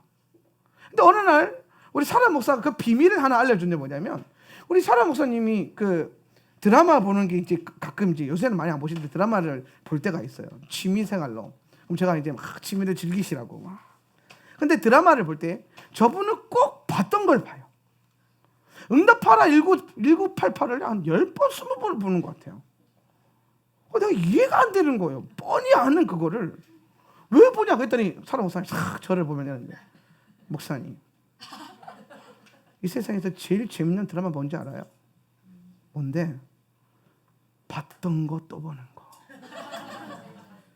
그러니까 이게 앞으로 해피엔딩으로 끝날 거 아니까 소망을 갖고 보니까, 그래서 우리 인생이 성경에 다 나오는데도 참 재밌고 즐거운 이거, 이 휴거의 복된 소망, 주님의 복된 소망이 내 안에 딱 장착되니까 즐거운 거야. 맞다, 그렇지. 그래서 난 내 인생 즐겁거든요. 천국 갈 걸 아니까, 구원받을 걸 아니까 할렐루야. 들림 받을 걸 아니까 할렐루야. 아니까 재미없는 게 아니라 아니까 복된 소망. 기집애 네가 여기서 이렇게 하지만 나중에 얘가 남주인공이 여주인공 가지고 이렇게 잘 될 거야. 너는 이제 망했어. 이렇게 알잖아요. 그러니까 얘가 아무리 나쁜 짓을 해도 심지어 부담이 들어오는 거예요. 왜? 언젠간 선이 이길 것이라는 거를, 주인공이 이길 것이라는 거를 알기 때문에. 여러분, 우리의 역사가 거대한 한 편의 드라마라면 남주인공 예수 그리스도, 여주인공 우리, 그렇죠? 신부된 우리 다 알아요. 우리가 승리할 것인 줄. 우리는 그분과 함께 어린 양의 혼인 잔치에 참여하게 될 것이고, 그분과 함께 영원한 천국을 누리게 될 거 다 압니다. 그런데도 행복하고 즐거운 거야. 아니까. 복된 소망이 있으니까. 그러니까 여러분 지금 이 땅에서 지금 잠시 잠깐 힘들고 괴롭고 어려워도 내 인생 이러지 않는 거예요. 왜? 복된 소망이 있잖아요. 그래도 나는 잘 될 것을 아는 거죠. 해피엔딩이라는 걸 아는 거죠. 원수가 와서 나를 막 패도 두드려 맞으면서도 괜찮아. 언젠간 끝나. 그분이 오실 걸 알고, 안아주실 것도 알고, 언젠간 내가 그분과 함께 저 원수의 머리를 밟을 것이라는 것도 알고, 아니까 소망, 복된 소망. 이 소망 가운데 살아갈 수 있는 거죠. 예언이라는 것들이 그런 거예요. 그 소망을 전달하는 거예요. 여러분, 우리가 이제 그룹 안에서 더 많이 서로 기도해주고 예언해주는 문화들을 막 일으키기 시작할 건데, 그때 여러분이 항상 보셔야 될 건 뭐냐면 복된 소망이에요. 하나님의 마음. 그걸 나눌 수 있기를 바랍니다. 넘어가서 이제 민수기 모세 얘기 이제 아까 했죠. B번에. 그 다음에 바울 얘기 했죠. C번에. 그 다음에 D번에 가면은 예언은 예배의 기름 부음 안에서 풀어진 것이 가장 좋다. 이거 밑줄 꼭 걸어오세요. 예언은 예배의 기름 부음 안에서 풀어진 게 제일 좋다. 여기 항상 예언과 예배의 영은요 같이 가요. 왜냐하면 둘 다 예로 시작하고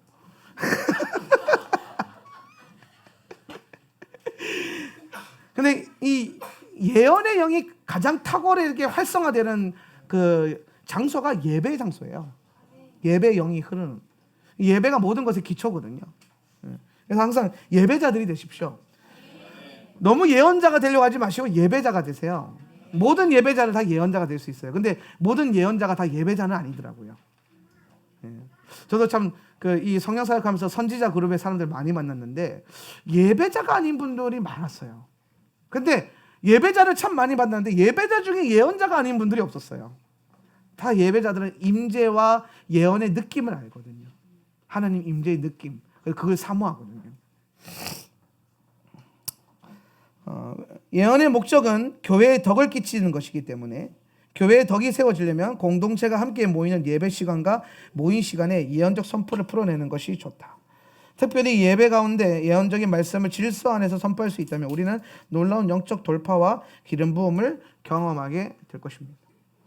예언적인 것들은요 반드시 그 커버링이 좀 필요해요. 틈탈 수 있기 때문에. 그래서 항상 우리가 여러분 잘 아셔야 될 게 고린도전서 그 14장에 보면요 한 사람이 예언하거든 두세 사람은 뭐 할지니라 분별할지니라 그랬잖아요. 그래서 여러분 우리가 예언할 때 제가 항상 저도 예언 사역할 때 사람 목사나 우리 스태프들 중에 몇 명 꼭 불러요. 그래서 같이 예언하기도 하지만 사실 그들의 목적은 뭐냐면 제가 하고 있는 이 예언적인 사역을 컨펌하는 거예요. 그래서 검증하고 도와주고 분별해 주는 거죠. 그리고 제가 혹시나 보지 못하는 부분도 다시 봐주고.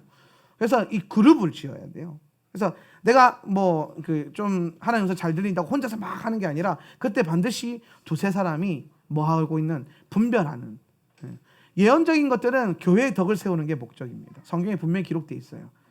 개인의 유익함이 아닙니다. 개인의 유익함은 방언으로도 충분하다고 성경이 나와 있어요. 그래서 방언을 여러분 개인의 유익을 사용하시고 예언적인 것들은 공동체와 그룹 안에서 가족 그룹 안에서 그렇게 할 때에 항상 가족 구성 안에서도 서로 분별해주고 기도해주는 이런 그 훈련들을 잘 풀어낼 수 있어야 돼요. 그래서 여러분 보면 예언 집회 같은데 하는 거 보면은 예언하는 분이 한 사람 있고 나머지는 그냥 이제 막 그 받기만 하려고 하잖아요. 예언하는 분이 한번 세워놓고 그런 분위기가 사실 성경적인 분위기는 아니에요. 그래서 항상 옆에 분별하는 분들과 함께 같이 하는 것. 제가 그 개인적으로 좋아하는 이 어떤 신령한 그룹 중에 하나가 교회가 레딩 베델 처치인데요. 이 레딩 베델 처치 같은 경우는 모든 사역을 팀으로 잘 묶어요. 항상 누군가가 사역을 하면 누군가든 뒤에서 중보하면서 같이 그 컨펌을 해줘요. 분별을 해줘요. 특히 예언적인 거나 치유 사역할 때. 저는 이런 게 아주 되게 좋은 교회 안에서 풀어질 모델이라고 생각해요. 여러분 셀 안에서 서로 누군가를 위해서 기도해 주잖아요. 그러면은 누군가가 예언적인 거를 풀어줄 때 다른 분들은 같이 기도해 주면서 봐주고 또 이제 바로 잡아줄 건 잡아주고 덧붙여줄 것은 덧붙여주고 더 깊이 풀어줄 건 깊이 풀어주고 이렇게 하면서 그 영혼을 이렇게 세워가는 거예요. 공동체 안에서. 여러분 셀 안에서 더 많이 예언적인 기도를 많이 하세요. 셀 그룹 안에서 사실 이걸 많이 일어나야 돼요. 우리 하브루타도 많이 하고 말씀 묵상도 많이 하지만은 반드시 끝나는 시점에서는 꼭 셀별로 모이셔가지고 예언적 중보기도. 우리 지금 이제 보면은 전혜선 전도사님이 하고 있는 그 중보센터가 보면은 굉장히 예언적 프로페틱 그 인터세션 많이 하거든요. 예언적 중보기도를 엄청 많이 해요. 근데 그게 참 제게 힘이 되고 교회 안에 영적인 기류가 굉장히 건강해지고 견고해지는 걸 많이 봐요. 근데 이게 요 센터에서만 일어나는 게 아니라 모든 셀 그룹 안에서 각 셀의 은혜를 위해서 각 셀의 견고함과 이 전체 하울란 센터 처치의 견고함을 위해서라도 여러분 각 셀 안에서 이런 예언적 흐름들이 계속 일어나야 돼요. 예. 한 사람만 하는 게 아니에요. 다 하는 겁니다. 예. 만약에 교회 공동체에서 누구 몇몇 사람만 예언하게 되면요, 이게 쉽게 무당의 영에 빠지게 돼요. 예. 사역자가 그런 게 아니고요, 받는 사람들이 무당 찾아가듯이 사역자들을 찾아가요. 그게 아니죠. 여러분이 내 양은 내 음성 여러분이 듣는 거예요. 여러분이 또 분별하는 거죠. 같이 하는 겁니다. 그렇게 해서 하나님 나라를 위해서 함께 기도하고 분별하고, 특별히 우리 썸십, 키즈 썸십을 했던 우리 친구들 같은 경우는 또 같이 훈련받았기 때문에 같이 할 수 있잖아요. 얼마나 좋아요. 예언하는 세대들이잖아요, 이 아이들이. 우리가 교회 안에서 애들이 막 하나님 음성 얘기하면 막 그런 거 아무나 얘기한 거 아니야? 막 이런 문화의 소리가 컸잖아요. 근데 그게 아니죠. 그렇게 했니? 근데 이 아이들이 또 그걸 거룩하게 분별될 수 있도록 부모님들이 또 잘 조절해 주는 거예요. 애들이 예언한다고 다 옳은 게 아니거든요. 좀 가끔 헛소리 할 때도 있어요. 잘 분별하셔야 돼요. 가끔 내가 헛소리 하면 다시 들어봐 이러거든요. 분별의 영이 있어야 돼요. 그래야 건강해지는 거예요. 예언의 본질은 했고요. 그 다음에 예언은 반드시 컨펌과 예언적 일치가 필요해요. F. 예언은 반드시 컨펌, 그러니까 다시 한번 하나님으로부터 사람들로부터 확인받는 것들. 그 다음에 예언적 일치. 예언적이라는 거, 일치라는 게 뭐냐면요, 같은 흐름이 풀어져요. 예언적인 기도가 이게 부딪히지 않아요. 상충되지 않아요. 같은 흐름 안에 풀어져야 돼요. 그럼 이게 만약에 부딪힌다 그러면 둘 다 다시 기도해야 돼요. 그래서 같은 연합이 오도록. 우리 사라 목사랑 저랑 항상 가정 안에서 이 예언적 기도를 할 때 둘이 이 예언적 일치에 대해서 굉장히 많이 기도를 해요. 서로 일치감이 오면은 아무것도 하지 않아요. 다시 하고 또 회개 기도하고 다시 하고. 그래서 누가 기도했다고 응답받아서 되는 게 아니라 서로 예언적인 일치가 오도록. 여러분 가정 안에서도 그렇게 하셔야 돼요. 제가 신방 예배 가면 항상 우리 부부들한테 그거 가르치잖아요. 서로 수선 붙들고 하나님 음성 듣고 결정하고 같이 응답받고 결정하고. 예전에는 기도 많이, 우리 와이프가 기도 많이 하니까 시키고, 우리 남편이 자기 기도 많이 시키고, 뭐 남편이 하자는 대로 하고 와이프가 하자는 대로 하고 이렇게 살았잖아요. 근데 그게 아니라는 거예요. 같이 하는 거죠. 같이 연합하는 거죠. 부부는 에카드잖아요. 하나예요. 둘이 같이 주의 음성을 듣고 일으키는 거죠. 그렇기 때문에 예언 사역은 개인 사역이 아니라 공동체적인 사역이 돼야 되고, 한 사람이 예언하면 반드시 몇 사람 컨펌하여 분별해야 한다. 고린도전서 14장 29절 있습니다. 예언하는 사람은 시작. 예언하는 사람은 둘이나 셋이서 말하고 다른 이들은 그것을 분별하십시오. 예언적 일치는 한편의 그림을 부분적으로 보며 연결시키며 확장과 확증을 얻는 것을 의미합니다. 그래서 예언은 공동체적으로 풀어질 때 큰 그림을 완성할 수 있다. 제가 늘 말하는 게 뭐냐면 그런 거예요. 이제 컵을 이렇게 보여주면 이게 컵입니다라고 했을 때 여러분이 보는 이 컵의 면이 있잖아요, 그죠?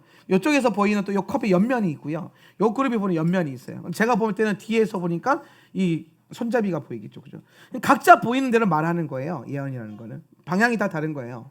그런데 이게 연합되어지면 온전한 그림이 그려지는 거예요. 그래서 예언적인 거는 공동체적이라는 거예요. 교회의 덕을 세운다는 거죠. 그러니까 교회는 담임 목사 혼자 기도 응답받고 쭉 끌고 가는 그룹이 아닌 거예요. 같이 기도하는 거예요. 같이 응답받는 거예요. 할렐루야. 그래서 저도 항상 교회에 중요한 일이 있을 때 우리 레위인들을 항상 소집을 해요. 레위인들이 가장 긴급하게 모일 수 있는 예언적 그룹이고, 또 저랑 같이 가장 많이 훈련받은 그룹이기 때문에, 레위인들 같은 경우는 가장 오래된 친구들은 8년 동안 저한테 제 밑에서 예언 훈련을 받은 친구들이기 때문에 아주 탁월해요. 그런 친구들을 딱 뭐 비상소집해가지고, 혹은 셀리더들끼리 또 비상소집해가지고 이제 기도하고 결정을 해요. 저는 단 한 번도 제가 제 스스로 뭔가 막 결정해 본 적이 별로 없어요. 거의 없어요. 교회적인 부분에 있어서는 항상 소집을 해요. 최근에 셀리더를 세워질 때는 셀리더들도 소집을 하는데, 그러면서 같이 음성 듣고 성령이 주시는 감동을 서로 확인하고 그렇게 일 처리를 해요. 근데 이게 맞는 거예요. 근데 여기에요, 좀 더디게 가는 느낌은 있어요. 왜? 혼자서 막 결정해서 확 가면 따라오세요 하면 훅 가면 빠른 것 같은데 틀릴 수 있거든요. 근데 이렇게 가면 틀려도 괜찮아요. 하나님 인도하심 안에 있으니까. 우리는 하나님의 인도하심 안에서 걸어가야 되거든요. 공동체가 일어나야 돼. 이 그룹이, 센터가. 그 다음에 지식의 말씀의 은사입니다. 고린도전서 12장 7절 8절 말씀 한번 읽어볼까요? 각 사람에게 시작. 각 사람에게 성령을 나타내 주시는 것은 공동 이익을 위한 것입니다. 어떤 사람에게는 성령을 통하여 지혜의 말씀을 주시고, 어떤 사람에게는 같은 성령을 따라 지식의 말씀을 주십니다. 자, 여러분 보세요. 성경을 보면 특히 고린도전서를 보면은 이 사도 바울이 신령한 것들, 성령의 은사에 대해서 많이 다뤘는데 이 사도 바울이 계속 강조하는 게 뭐냐면 성령의 모든 나타나신과 은사와 능력은 개인을 위해서 준 것이 아니라 공공의 이익, 공동체의 유익, 공동체의 덕, 교회의 덕을 위해서 주셨다라는 거예요. 이거 지금 뭘 경계하고 있는 거냐면요, 교회 안에 쉽게 일어날 수 있는 샤머니즘을 경계하는 거예요. 여러분 가운데 몇몇 분들은 우리가 물론 그런 거 있어요. 당연히 교회 안에 세워진 어떤 그 교회의 머리와 기름 부음 받은 어떤 그룹들, 어떤 사역자들, 목사님들, 이런 분들에게 기도 받는 것이 다를 수는 있습니다. 예. 근데 저는 제가 그 기도 받으러 오는 분들에게 늘 제가 기도해 주면서 하는 말이 그게 뭐냐면, 먼저 기도하고 저한테 기도 받으러 올 때는 이제 뭘 하기 위해서 오는 거냐면 컨펌 받으러 오는 거예요. 목사님 어떻게 할까요?로 오는 게 아니고요. 하나님 이런 음성을 주셨는데 그걸 함께 나누고 같이 기도하고 싶어서 오는 거예요. 그러다가 도저히 모르겠다 하면은 같이 기도하자고 오는 거예요. 목사님 오셔서 내가 어떻게 할 거예요? A라는 사업이 있고요, B라는 사업이 있어요. 기도해 주세요. 뭐 해드릴까요? 잘 되면은 내가 10에 3조를 드릴게요. 막 이러면서 내가 실제로 있었던 팩트예요. 막 우리 교회 말고 다른 교회에서. 예? 뭐라고? 뭐? 딜? 거래 아니에요. 거래라기보다는 뭐 그분들 나름에서는 소원 같은 거지. 꼭 그렇게 악하게만 볼 필요는 없어. 악한 게 아니라 방향이 틀렸다는 얘기라는 거예요. 근데 왜 우리가 그렇게 쉽게 했냐면, 근데 많은 사업하시는 분들이 사실 그렇게 많이 하거든요. 근데 왜 그렇게 하냐면 그렇게 배웠으니까, 그렇게 기성세대에서 그렇게 내려왔으니까, 그 어떤 예언적인 사역들이 같이 하는 게 아니고, 예언은 기도 많이 하는 권사님들이나 기도 많이 하는 나이 많은 전도사님이나 그중에 꼭 그 두 분 항상 독신이어야 하고 뭐 그런 거 있잖아요. 예, 그런 분들이 꼭 예언을 잘 먹히고 그분한테 안차를 받으면 좀 더 뭐 건강해지고 막 이런 교회 전설같이 내려오는 공식들이 있잖아요. 예. 근데 그런 게 사실 아니라는 겁니다. 그게 틀렸다라는 거예요. 그분들이 그런 공식을 그런 공식에 나타나는 이유는 그런 분들이 기도를 많이 하니까, 당연히 기도 많이 하니까 은사가 부어지는 겁니다. 당연한 거죠.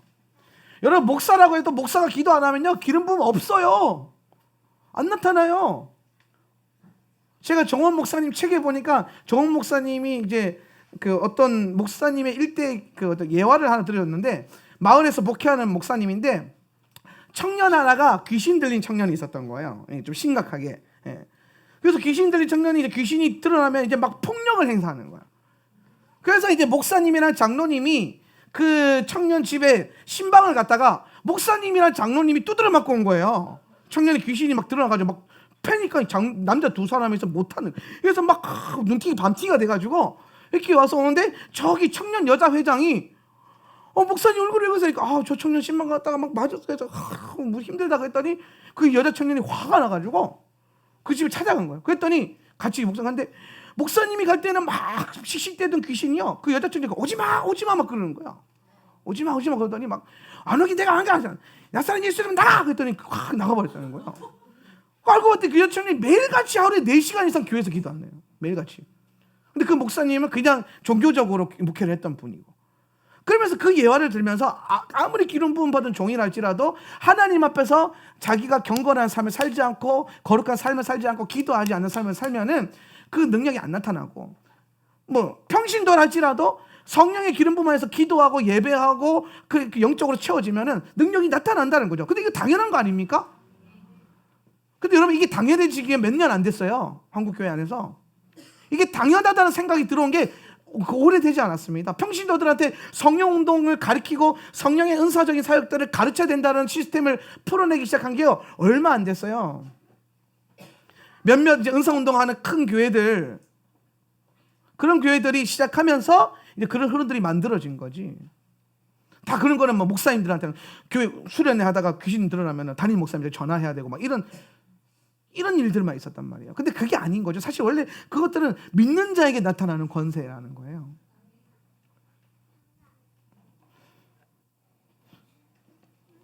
가장 중요한 원리는 뭐냐면 이 모든 것들이 어떤 개인의 어떠한 그 사역을 위해서 주어진 게 아니라 공동체의 이익과 유익, 교회의 덕을 위해서 주어졌다는 거예요. 개인의 유익을 위해서는 방언이 충분하다라고 성경이 분명히 말하고 있는 거죠. 저는 여러분 모두가 다 방언할 수 있었으면 좋겠고요. 우리 아이들 모두가 다 방언할 수 있는 기도자들이었으면 좋겠어요. 개인의 유익을 위해서. 그래서 저는 여러분 모두가 다 예언할 수 있었으면 좋겠습니다. 이 아이들이 예언적 세대로 일어나서 컸으면 좋겠어요. 왜? 교회의 덕을 위해서. 지식의 말씀이라는 것들을 좀 나눌 건데 이 지식의 말씀이 좀 중요하기 때문에 지식의 말씀은 우리가 알 수 없었던 지식의 정보를 알고 깨닫게 되는 것을 지식의 말씀의 은사라고 합니다. 그래서 요거는 내가 모르는 건데 알게 되는 거예요. 그래서 우리가 예를 들어서 우리가 기도 막 예배하고 기도하다 보면 김집사님, 김집사는 안 하기로 했죠. 나집사가 들어오는데 나집사가 딱 들어오는데 오늘 예배하고 또 나집사 들어오는데 나집사가 오늘 마음이 좀 슬픈 일이 있구나. 괴로운 일이 있구나. 나집사가 뭔가 좀 마음에 답답함과 배신감이 있구나. 혹은 나집사가 웃으면서 들어왔지만 남편이랑 싸웠구나. 아는 거죠. 그래서 나집사 잠깐 와봐. 내가 아까 예배하는데 이런 마음이 갑자기 들었는데 맞다는 거예요. 어떻게 알았니? 성령님이 알려주셔요. 이런 경우가 많죠. 별로 없어요. 많아지시기를 축복합니다. 근데 요게 뭐냐면요, 지식의 말씀의 은사라는 거예요. 내가 몰랐던 정보와 인포메이션이 성령을 통해서 들어오게 되는 거예요. 알게 되는 거죠. 누군가를 위해서 기도하는데 이 친구에게는 하나님이 사랑이 필요하다고 기도해 줘야겠구나. 이 친구에게는 너는 괜찮다. 하나님 너를 기뻐하신다. 이런 어떤 정말 이 아이 나는 모르는데 이 아이들이나 누군가에게 필요한 그 말들과 그리고 어떠한 그 상처들을 보여주실 때도 있고 그런 것들이 이제 정보가 들어오는 거예요. 나는 모르는 건데 들어오는 것들. 그게 이제 지식의 말씀의 은사라는 거예요. 제가 가끔 이제 우리 교회에서는 좀 덜한데 우리 교회는 워낙 예배를 세게 드리니까 다들 알아서 치유되고 막 그러니까 예배 끝나는데 우리 치유받았나 봐 이런 경우 너무 많잖아요. 예. 그냥 예배 때 그냥 알아서 치유가 돼버리니까 알고 봤더니 치유가 됐었어. 성령이 치유하셨어. 이런 경우 너무 많잖아요. 저도 많거든요. 예. 근데 다른 외부 집회 가면 딱 섰을 때요 갑자기 갈비뼈가 아프거나 손목이 아프거나 무릎이 아프거나 평소에 제가 안 아픈 건데 그때 그래 아플 때가 있어요. 그러면 제가 그 자리에 딱 서서 이렇게 그냥 이게 지식의 말씀이라는 거 제가 알아요. 그래서 하나님 오늘 오른쪽 무릎 아프신 분을 치유하신다고 말씀하십니다. 딱 선포하면 저기서 막 난리가 나요. 막 아멘. 하나님 오늘 왼쪽 손목에 그 어떤 뻐근한 느낌이 설명 막 해주면 막 옆에서 너 얘기 김지사 네 얘기야 막 이러. 오늘 치유하신답니다. 이게 이제 보통 사역자들이 많이 쓰는 지식의 말씀을 사용하는 건데요. 그래서 하나님이 알게끔 통증으로 알게끔 하시는 것들이 있어요. 이런 것들. 그러니까 여러분이 만약에 중보기도 우리 중보기도 많이 하니까 누군가를 만나서 중보기도 하는데 갑자기 허리가 막 찌른 듯이 아프다 그러면은 지금 이 사람이 허리가 아프구나 이거 알아채셔야 돼요. 기도하다가 내가 기도 너무 많이 했네 갑자기 허리가 아프지? 이렇게 하면 안 돼요. 영적으로 둔해가지고 누군가 기도하는데 갑자기 막 슬픔이 막 올라온다. 갑자기 막 눈물이 막 난다. 그러면은 하나님 그 사랑과 슬픔, 이 사람이 좀 슬픈 일이 있구나. 그러면은 하나님 그 위로해 주세요. 이렇게 알아채. 갑자기 눈물 나는데 얘가 왜 이렇게 하지? 이렇게 하고 있으면 안 된다니까요.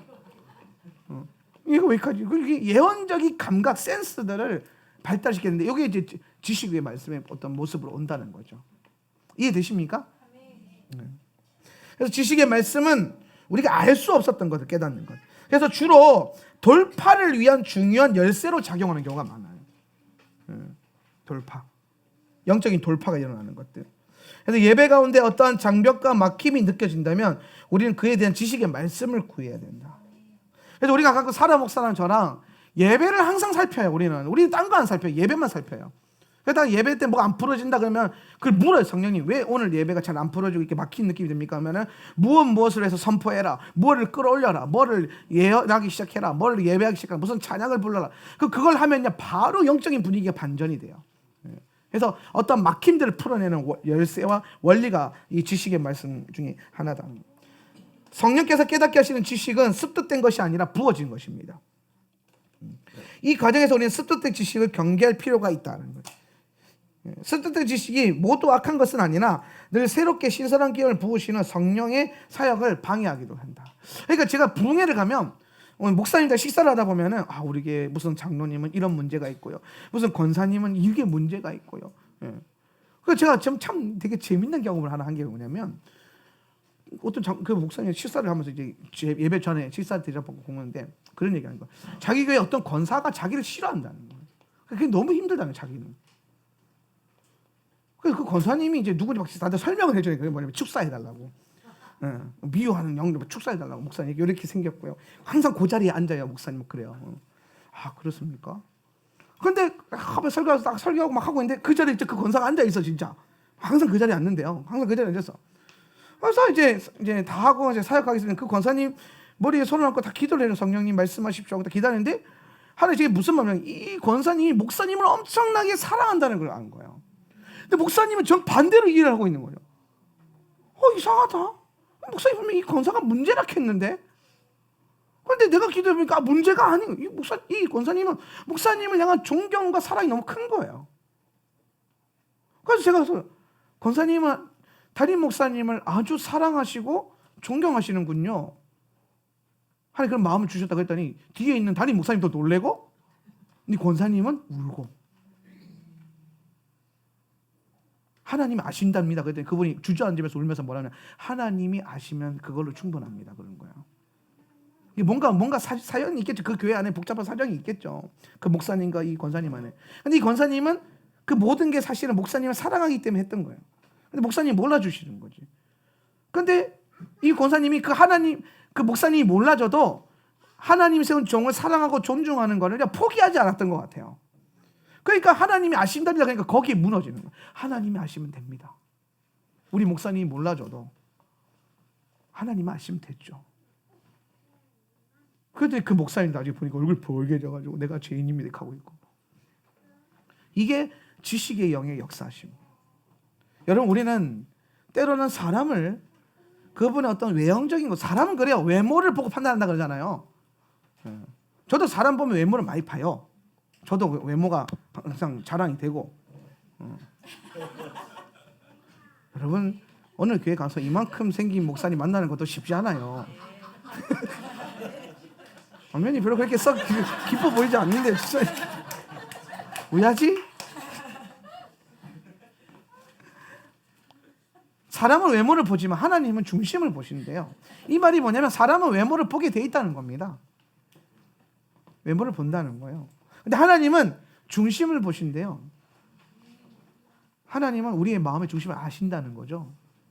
여러분의 어떤 행위와 어떤 삶과 상관없이 하나님 그걸 아신다는 겁니다. 그래서 여러분, 하나님을 목적으로 하나님 중심으로 우리가 한번 살았으면 좋겠습니다. 마무리하겠습니다. 습득된 지식이 모두 악한 것은 아니다. 맞아요. 그런데 새로운 기름 부으심을 방해할 때가 많다. 여기에요, 습득된 지식이요, 우리가 자주 쓰는 말이 있어요. 이걸 뭐라 그러죠? 그렇죠. 나카시라 그래요. 나카시.